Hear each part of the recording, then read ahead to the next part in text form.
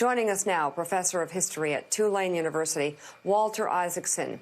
Author Lauren Leader. She is co-founder and CEO of All In Together, a nonpartisan women's civic and political organization, and civil rights activist and leader in the Black Lives Matters movement, who was born and raised in West Baltimore, DeRay Mckessen. You've written about these differences, these controversies, and how they evolve over time, getting to the finish line. What's the finish line here, and how do we get there?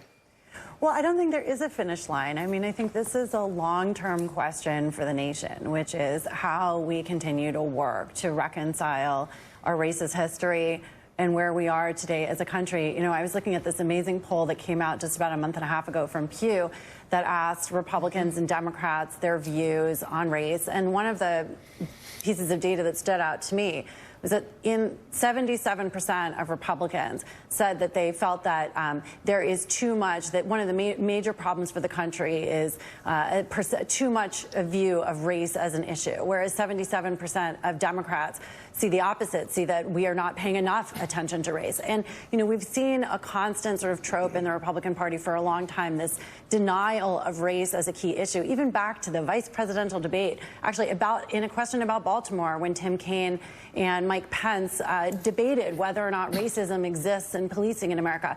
The Republican Party, and you saw this in Mick Mulvaney's comments yesterday, has really invested in this idea that racism doesn't exist. We're not going to see race. We're not going to talk about those issues. And I think that's really destructive. We have to acknowledge the truth of where we are and who we are as a nation if we hope to move forward.